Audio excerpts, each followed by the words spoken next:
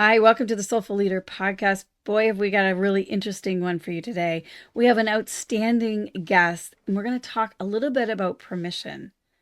Now, this isn't about giving your permission slip to your teacher. May I go to the bathroom, please, or raise your hand. This is really multidimensional about permission. And I know myself as a therapist, we don't give ourselves permission to rest or receive. We often try to forge ahead and make things happen. And when things don't work out or when things aren't going the way we would like them, we tend to think there must be something wrong with me. I'm broken. I need fixing. And so this is her line. She says, "We are not broken, deviant, or deficient. We don't need fixing. We need permission." So, So I think it is actually about that permission slip. And the reason I say that is because we're so conditioned to ask for permission when we're younger. And then nobody teaches us how to move to the next stage of our lives where we give ourselves permissions. And I love that our guest name is Jillian Riley. And what I love about Gillian is she doesn't leave it at the flat land of like, okay, check the box. I know now that I need to ask myself permission.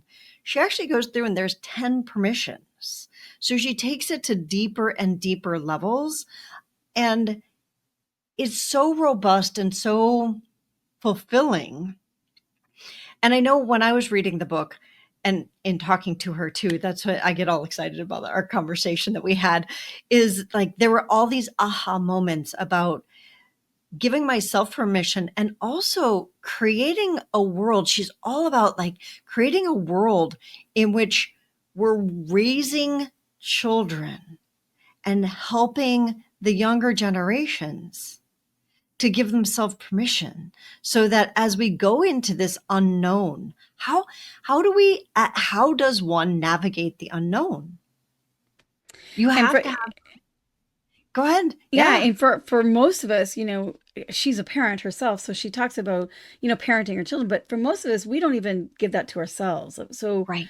to look at the parts within ourselves that are fighting against doing something, we're holding back, or we are afraid or we're conditioned in some ways to not even go for it. And that is what our world is needing right now.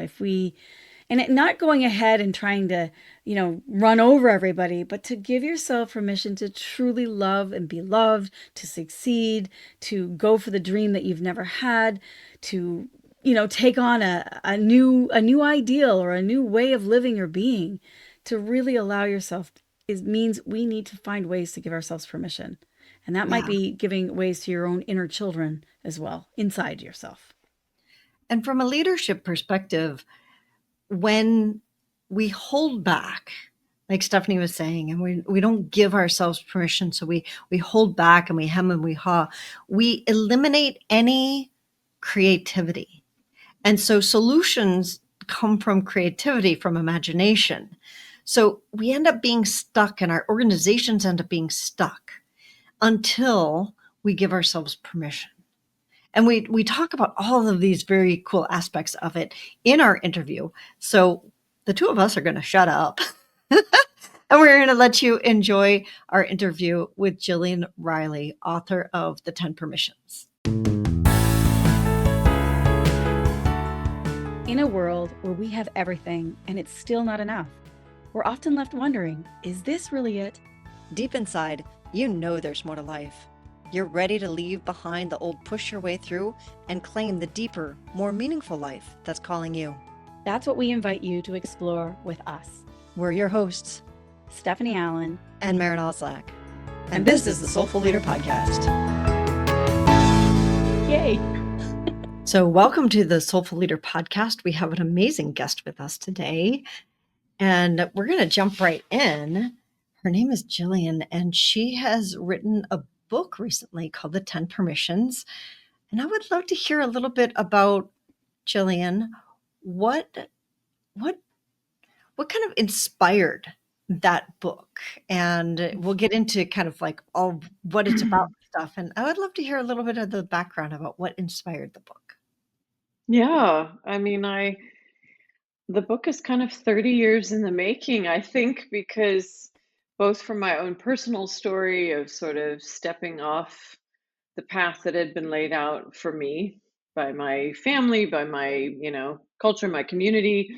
I took a decision very early on in my life to sort of find my own way and follow my own path. And that took me into the world of change and social change, international development, organizational change. So I feel like I've spent a lifetime sort of helping people navigate change and doing the same myself in my own life. And, I think we're at a moment where we are navigating really profound change. Everyone I know feels like they're, kind of making or managing change, whether because they want to or because they have to.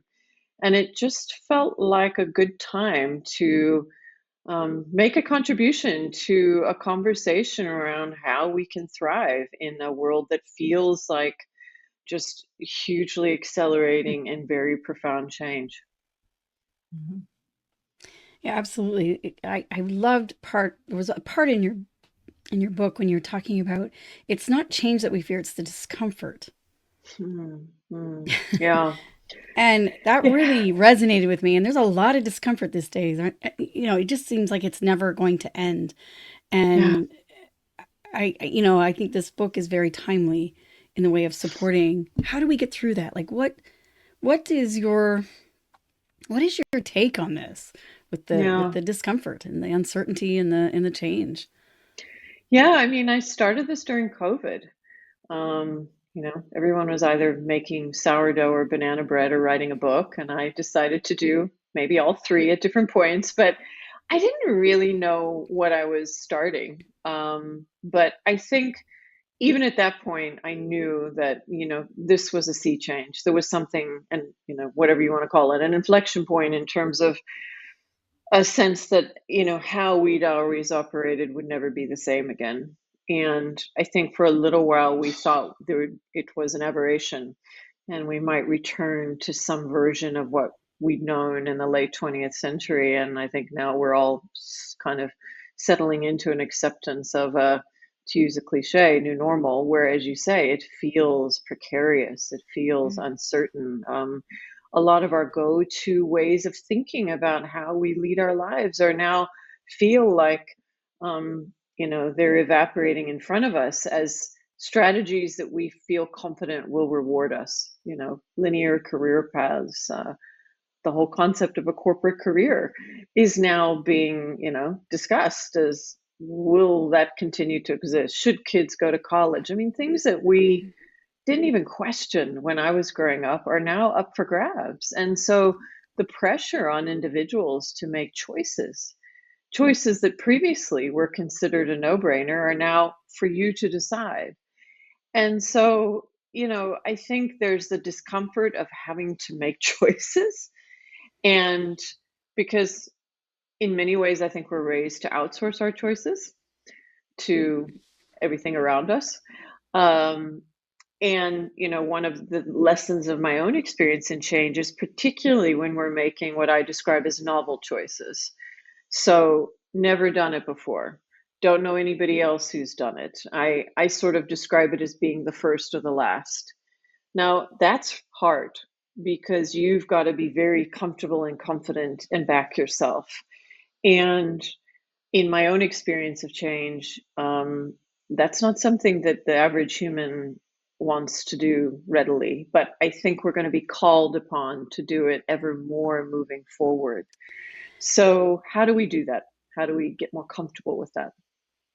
Yeah, I mean that's such a real key because I know in my own heart I go, oh, okay, when can I just rest?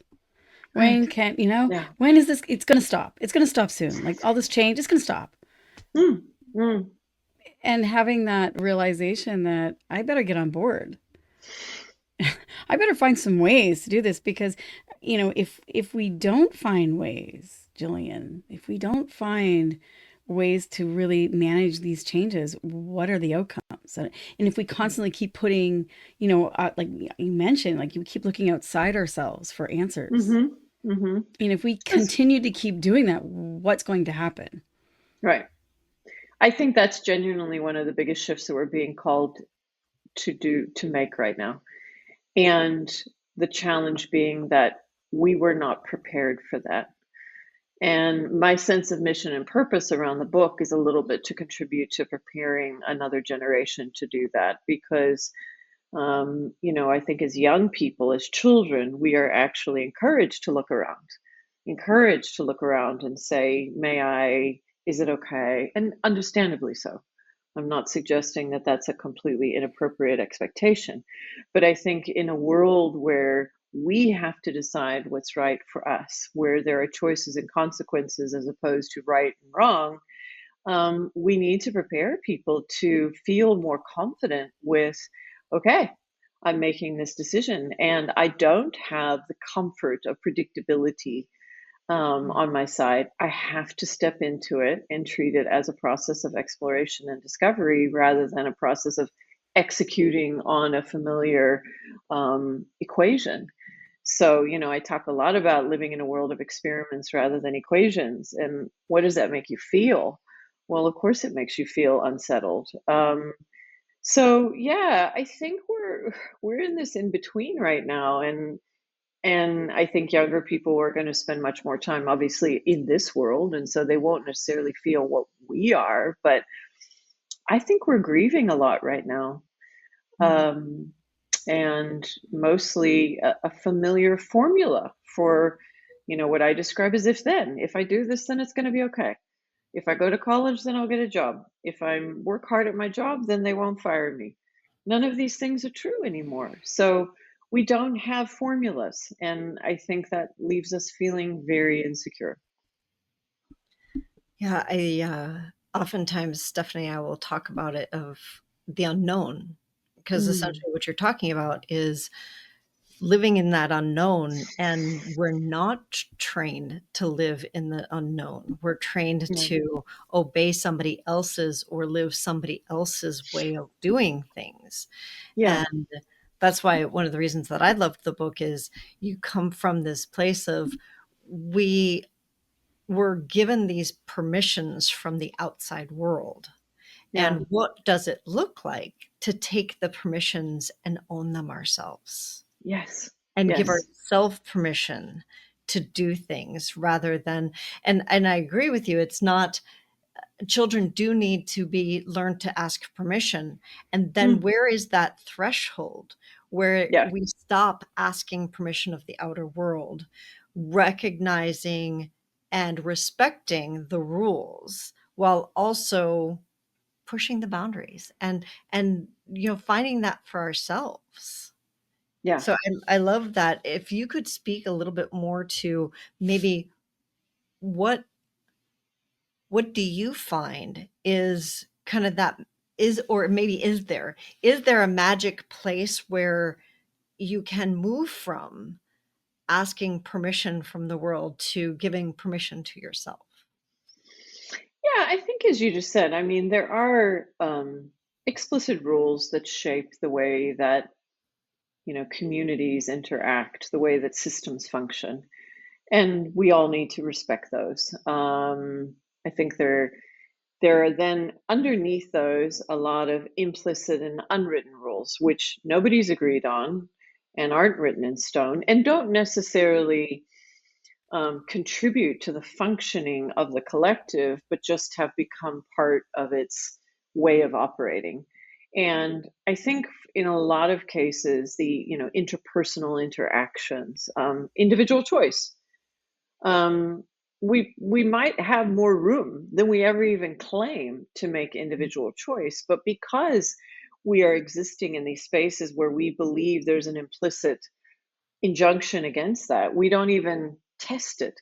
We don't even activate our own agency to ask for it or act on it. I was talking to a teacher the other day who of university students, so college students, where her experiment was to bring them into a room where the furniture could move around. And there were far fewer students than there were places. So everybody scattered around. And she sort of said, and they were all disengaged and sort of in their own spaces. And when she said to them, why don't you move this room around to make it work for you? And they were kind of like, well, can we? Mm. And she was like, yeah. And then they got up and looked and they saw that the furniture actually had wheels on it and the sides flipped down and everything was actually far more fluid than they had even gone to look for to notice. And a few of them said, oh my gosh, I've been in this same room for a really long time and I never even looked. And I thought, what a perfect metaphor for how we enter into a variety of things, whether it's rooms or relationships or roles, where we kind of don't even activate our sense of choice and our options because we assume a sort of passive role within that space. And I think in many ways, again, we've been sort of conditioned to believe that that's a sign of good manners, that that's a sign of good behavior, that you don't impose yourself. But actually, it's just engaging and co-creating.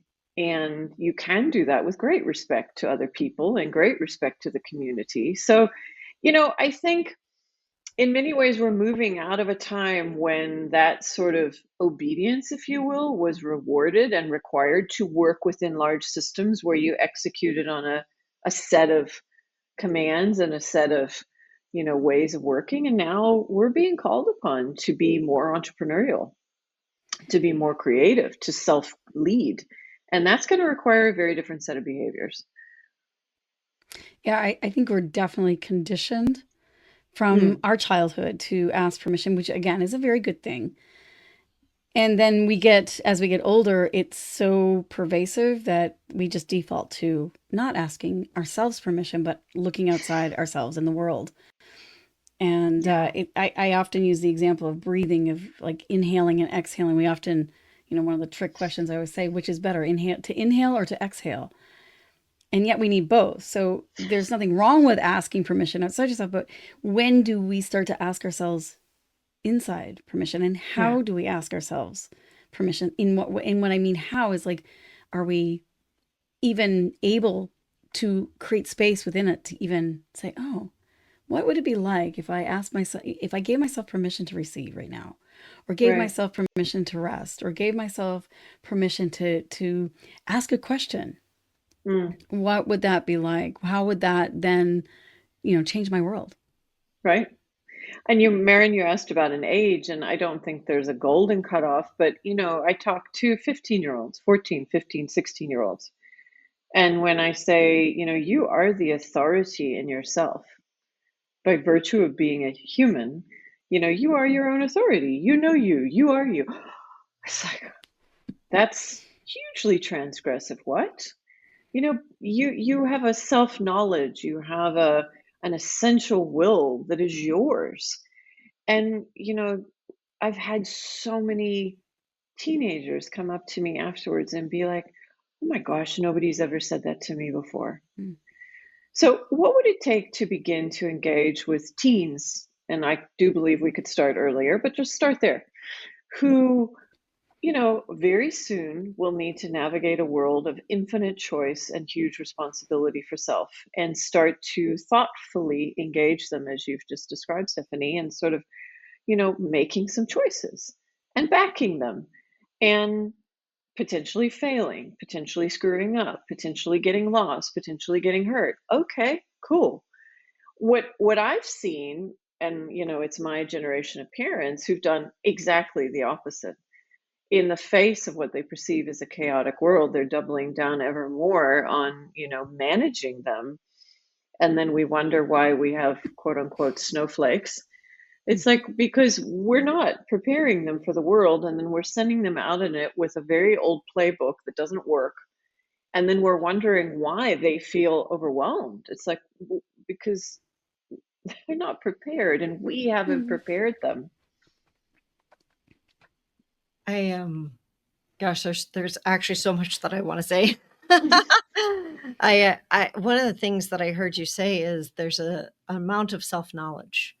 Mm. And we I think, when we think about starting with teens, and a lot of our listeners either have teens or they work with teens, and I have to come back to starting with us, because Mm, our generation was not taught, my generation was not Mm, taught to know ourselves. And that's what I heard you say is we weren't taught to know ourselves. And so we don't have necessarily the skills to then teach our children or their children. We've passed that on through the right. generations of 100%. don't right, don't know yourself, do what you're told, listen, don't be listen, don't be loud, Right. listen, speak when you're spoken to, and all of the things that I was raised with.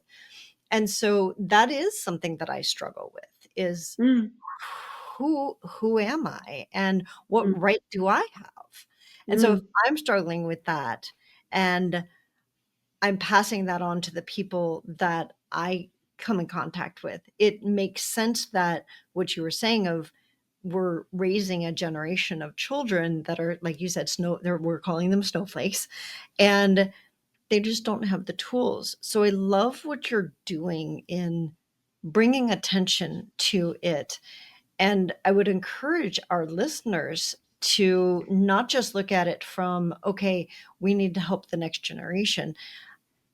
Oftentimes, the best way we can help the next generation is by addressing it inside of ourselves and looking inside of ourselves for where is that true for me? Yeah, beautifully put. And I completely agree with you. My work, my emerging work is with parents. I'm a parent. I have a 17 and a 14-year-old. It's tough. It's weird.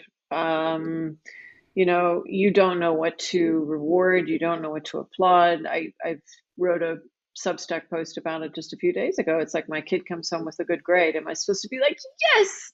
Or I kind of look at it and go, well, that's great. I mean, that's nice. Of course, I'm pleased, but I'm under no illusions that it's a reflection of a sort of fitness to succeed. Um, you know, I think we need to do our own work around the way that we are straddling worlds and the reality that it makes us feel out of control to step into a different way and a sort of not knowing, which, it genuinely feels um, very fragile. But if you can, for me, I kind of try and play around in some of the lower consequence moments. And I think that's where we start around choices that are not, what are you going to be when you grow up? But, what do you want to eat? And again, I know that there's going to be a whole group of people like, oh, we've been raising these young people to decide if they want fish fingers every day and what they want to wear. And it's led to these entitled young kids and yada, yada, yada. I think that especially when we're talking about teens, we need to work out how to help them activate their agency, learn to take some risk, make decisions, deal with consequences. And all of this can be done within a realm that doesn't have to feel like, you Mm. know, it's a radical departure from any of the common sense values that any parent would bring into their household around, the kinds of respectful and caring and thoughtful young people we want to put out into the world. Um, we are very afraid. My generation of parents is very afraid that the old formulas for success don't work anymore, and we don't have a new one. And we feel very lost because we can't hand them okay, honey, get straight A's and go to a good college, and then everything's going to be fine, and I can sit back and relax. We don't have it. And if we think we do, and I think a lot of parents are doubling down on that right now because it's all they've got, I Yeah. think we're in for a real wake up call very soon. Yeah. I know Stephanie and I have talked about this before. We both know teens that they refuse to make decisions. I Mm, was talking to a young woman, went to dinner with her and her older brother who's in his 20s. She's in her teens and he's in his 20s, and went out to dinner, and she kept asking him, what do I want to eat? Mm. And she wouldn't make a decision. She's like, I trust him. She oh, trusted him to make the decision for her. She didn't trust herself. He knows what I like. What should I eat? What should I order here?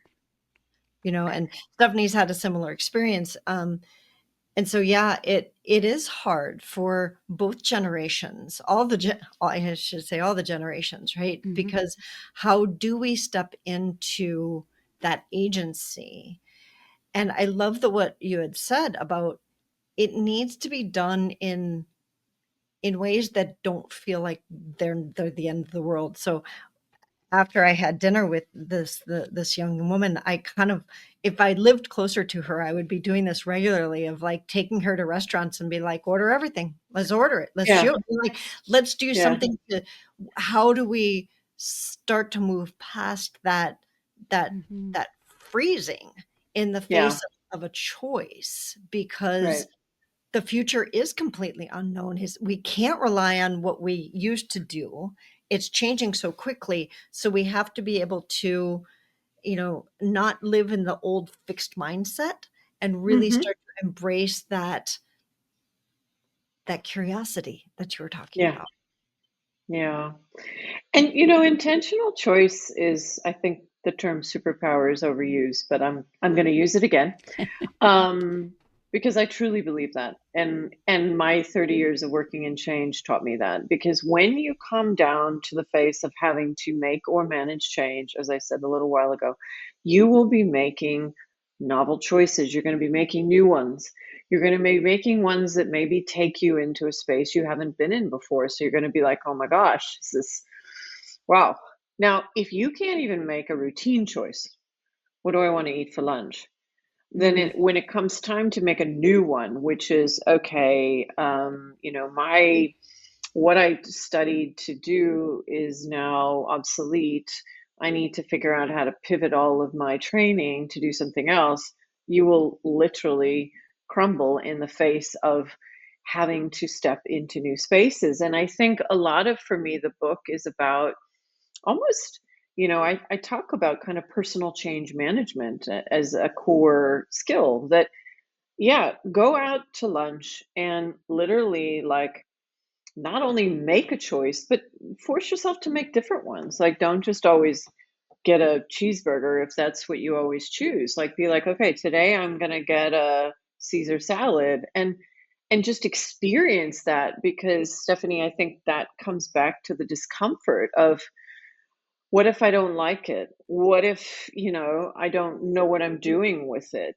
And the more that you start to kind of, as I talk about in the book, discern discomfort from danger, I'm okay. I might not have felt good, but I'm still here. And maybe I have more tolerance for those moments, or at least I can recognize them and know that I'm still safe. Like, those are just such key capabilities. And they are things that we can practice. They are a practice. They are, so I think that's sort of a lot of where I want to take the conversation with the book, is that it's not about fixing something that you perceive as being wrong in your life. It's about developing a capability to continually navigate change and make it in your life, because you're going to have to.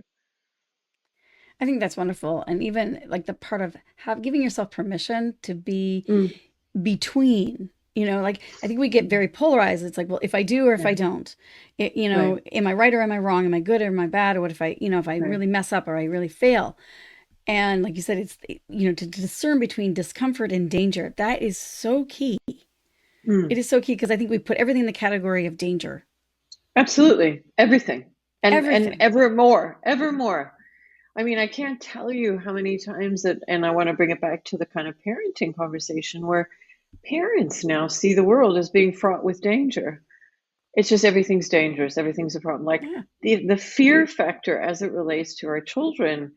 Um, and when you try and kind of have rational conversations around it, in terms of, okay, I know it might not be great, and they might, end up hurt or lost, all the things that every human probably should be at some point in their lives, but they will come back from that, with a wider base of experiences. And that's what we are depriving our kids of, is this kind of experience-based adaptability. So the only way to gain this is to earn it. It's not a passive knowledge that you imbibe. It's an earned capability through experiences that begin to reward you. So if we never allow them to do those things, if we're always watching, if we're always controlling, they never earn those things.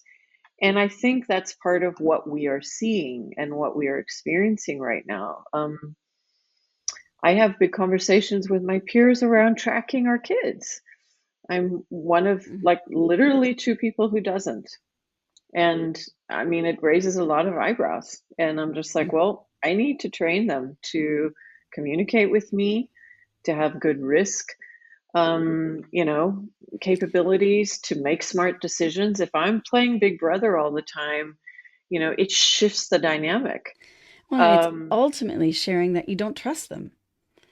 And That too. so, you know, when we're constantly hovering or constantly tracking somebody, it erodes that self-confidence and that self-reflection to say, well, Yeah. I see this all the time instead of just saying, hey, look, I trust you. And you know what? You're going to make mistakes, and we all do. And I'm right here for you. I got your back. Right. That's And right. if we can start to create that space for them, hopefully they'll start to create that space within themselves to then go, okay, you know, to self reflect within themselves.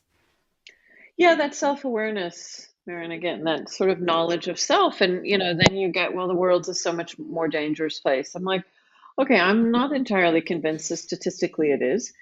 But let me tell you what, as a young woman who left St. Louis, Missouri, went to Chicago, started riding on the L, you know, was surrounded by every nature of human who had experiences that if my parents had known about them, they would have been shocked and horrified, you know, but that's Mhm. what you did. And by doing that, you know, gain that muscle, you gain that Right. capability. So if you're never allowed to do that, then as you've just described, Stephanie, how do you develop that self trust? How do you get that Hmm. confidence of I'm okay, I'm okay? Um, so yeah, it's a really interesting moment where we, I think, are struggling a little bit to confidently allow both ourselves and our young people to move into an unknown, trusting ourselves and allowing ourselves to surrender a little bit to the realities of what we're dealing with. So if as our listeners are listening, I know that they're probably leaned in like, yes, this describes my life, or Mm, possibly because I don't have children. And mm, what I'm hearing you say, it actually it's happening inside of me. Like, mm, I'm mm, experiencing that. And so as I'm listening to you, I'm thinking, okay, where can I give myself permission to mhm, do to move outside of my own comfort zone, out of what I've been trained to believe. right. So my question would be, if our listeners are looking for something either for themselves or possibly for their children, or a lot of we have a lot of teachers that listen to us.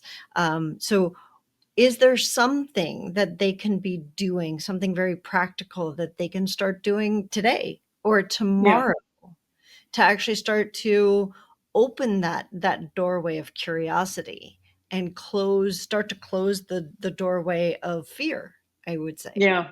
Yeah. And that's a beautiful way to put it because I do believe that curiosity is an antidote to fear. And then the action that will arise from curiosity, because I don't see curiosity as a passive state. I see it as a green light to go looking, a green light to new experience, a green light to new knowledge. So, you know, that's a great place to start. And, you know, one of the things I talk about a lot is your weekends. Um, I call them like permissions playgrounds because the time is yours. It's easy during the week to feel subject to, you know, sets of responsibilities and authorities outside of you.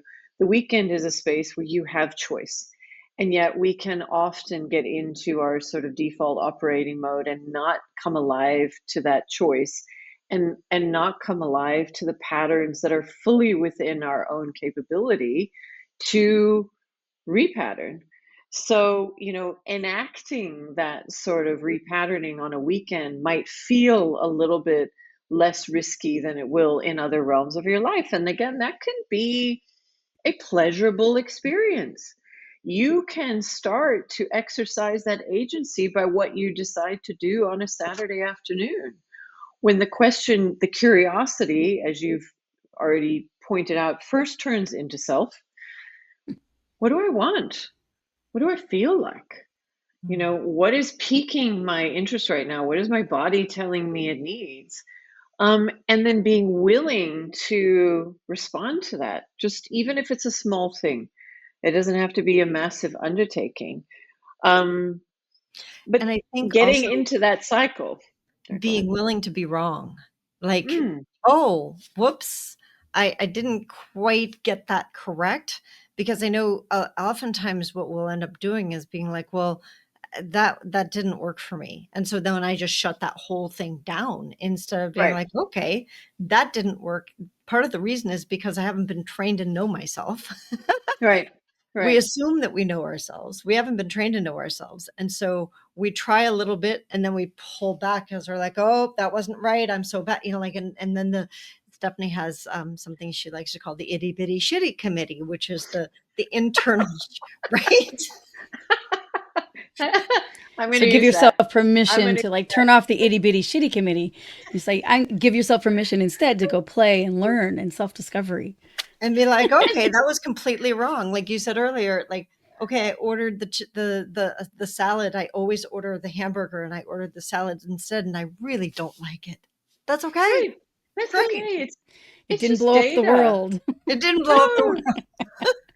Well, I, I think Stephanie, I, you talked yeah, I you often, talked about like binaries of right and yeah, wrong, and I think that for me is a good example where we're not here to kind of land on a new formula or to find a right answer.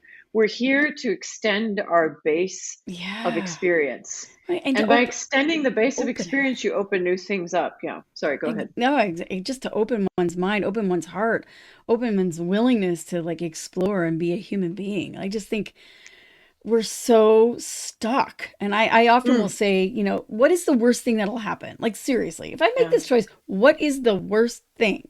Well, I might feel a Yeah. little uncomfortable. I mean, really, that's probably the worst thing is like, I might be a little uncomfortable, but that little uncomfortability actually might be, oh my God, it might be actually amazing.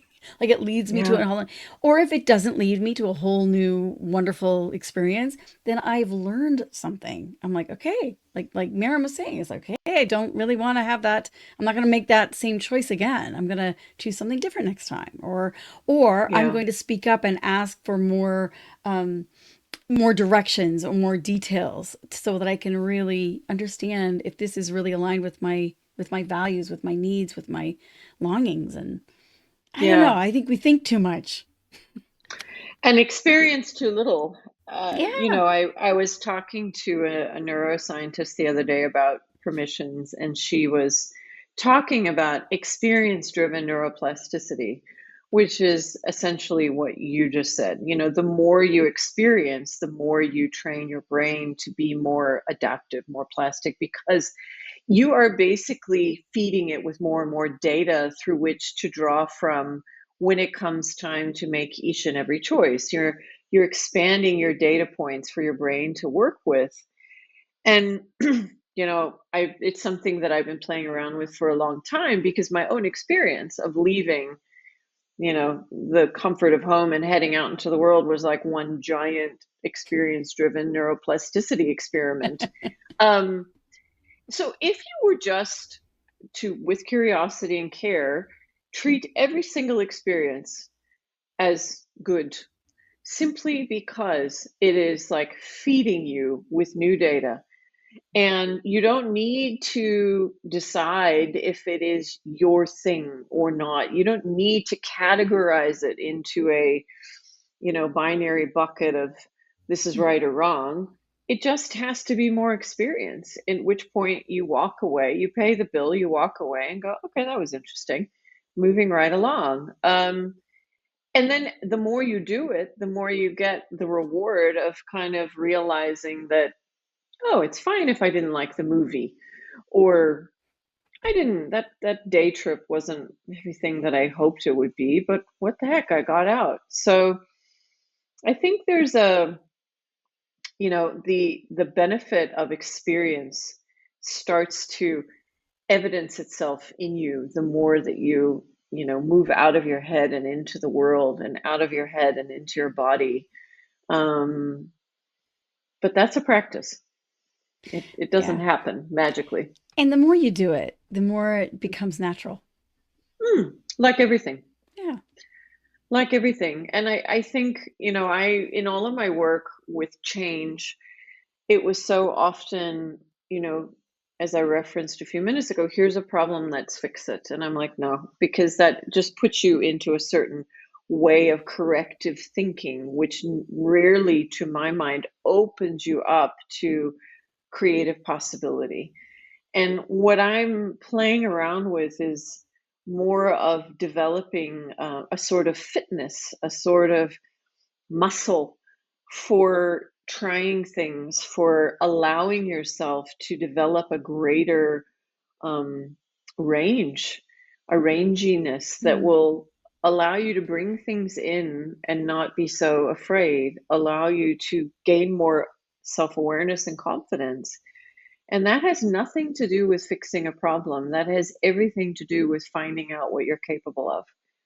And I don't think most of us have any clue what we're capable of because we never even try. We never Mm. even get close. Yeah. Einstein said that imagination is more important than knowledge. And Mm, whenever I think about that, here's one of the greatest minds of our century. And he says imagination is more important than knowledge. And we have, as a society, have idealized knowledge, which is very yeah, fixed. And right. when you try and fix something, whether it's making it permanent or trying to fix a problem, imagination gets tossed out the window. Yeah, Right? So very the much so. creativity comes from curiosity. It Mm, comes from not trying to make or fix something as if there was a problem. So we really do need to get beyond the binary right, wrong in order to open possibility. And I yeah, love the permissions that you talk about in the book, because one of the things that I found for myself is that they're tools for us to use to move past that binary thinking, the right, hmm, wrong thinking, and open possibility in our lives, in our children's lives, in our students' lives, and in society in general. And what an antidote that would be for every place, all the things that are going on for us in our world right yeah. now.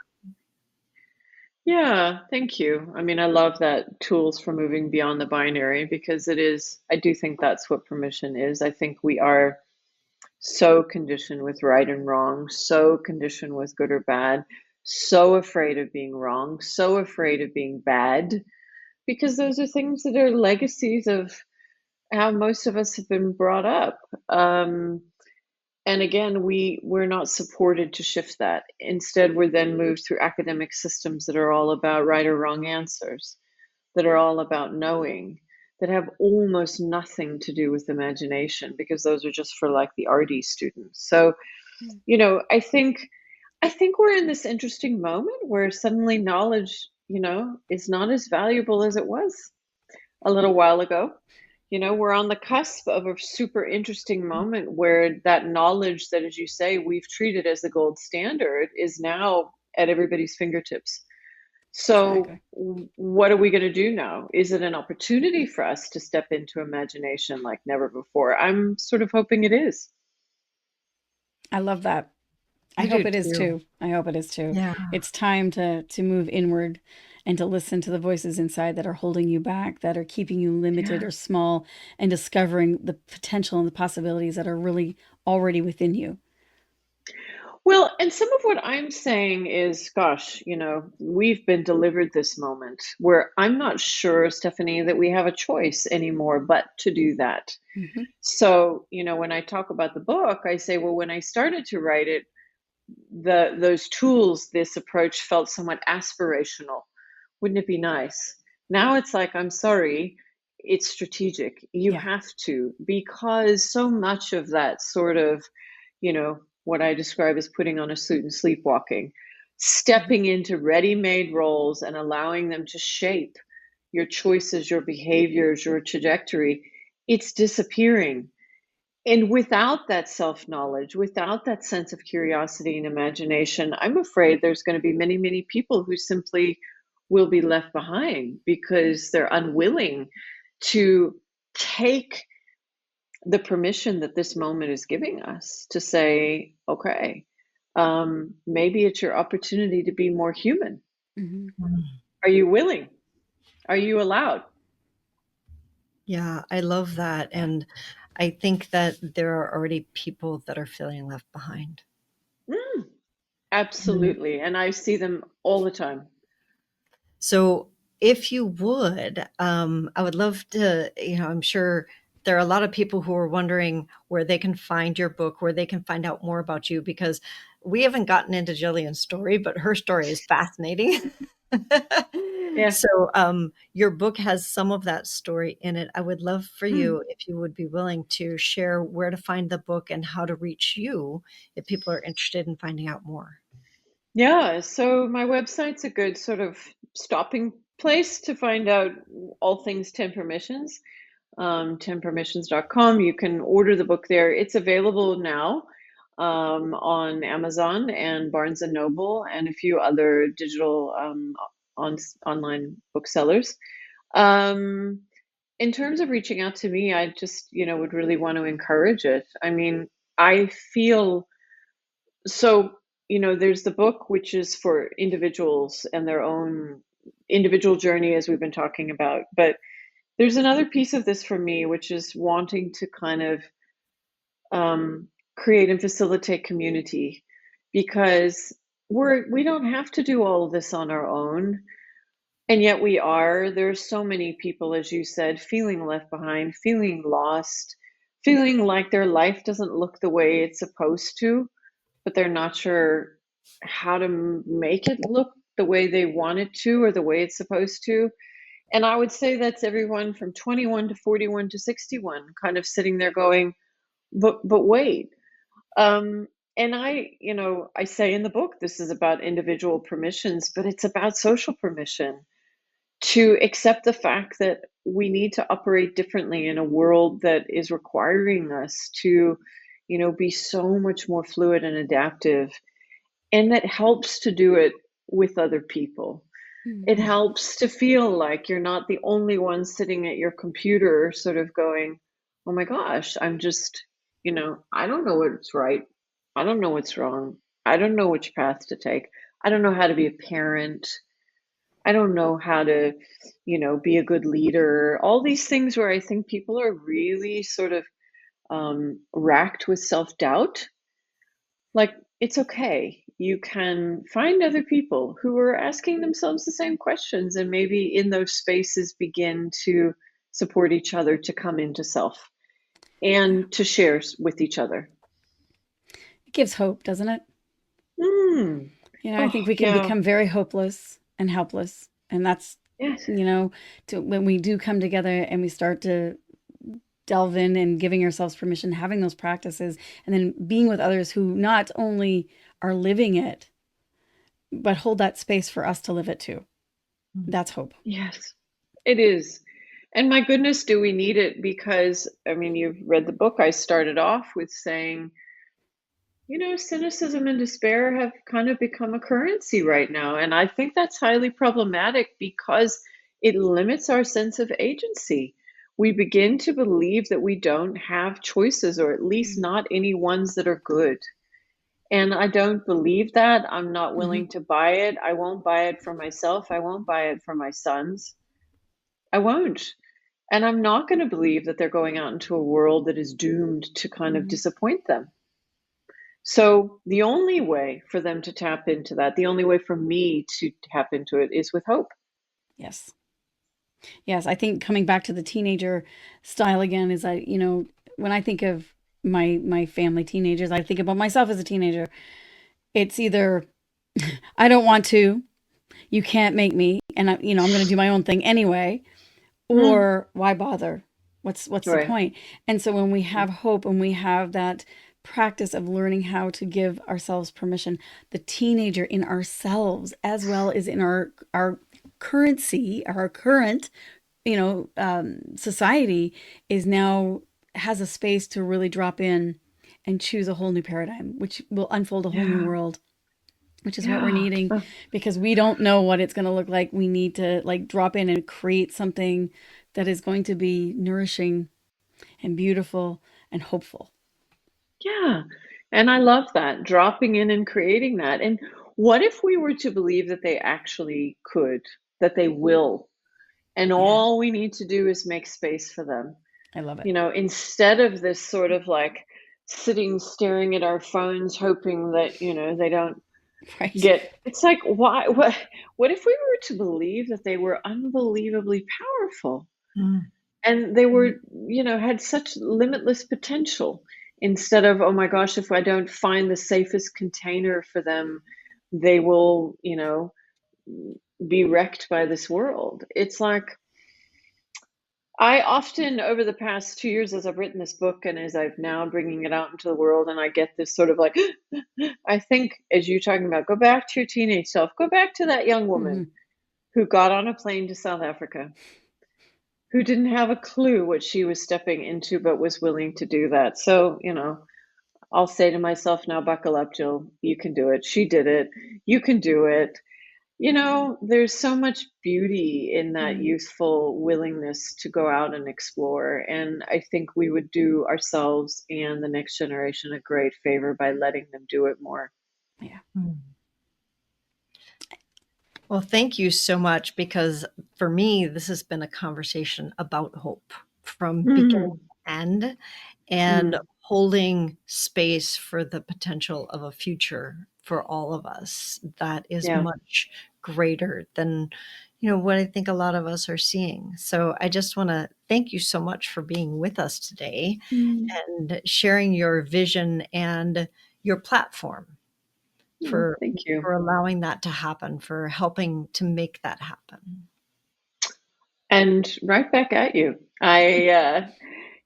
It's such an honor and a privilege for me to come into the lives of other people who have their own platforms that are, putting ideas and emotions and beliefs into the world that help each one of us, whether we're listening to this driving somewhere or, sitting in a comfortable chair, to believe, to be reminded of who's in the world right now, Mm. making their way, finding their way, bringing their best contribution out there. And I think you guys are a beautiful example of that. So thank you for the invitation to join your conversation. Thank you so Thank you. much. Mm. And as a reminder to all of our listeners, the show notes will have links to the book, and you can find us at the soulfulleaderpodcast.com or on our project page, which is tslp.life, the Soulful Leader Project.life. And we will see you all in 2 weeks. Thanks for joining us.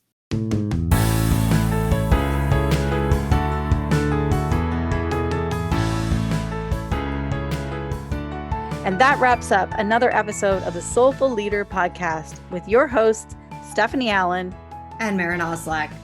Thank you for listening. If you'd like to dive deeper, head over to our website at thesoulfulleaderpodcast.com. Until next time.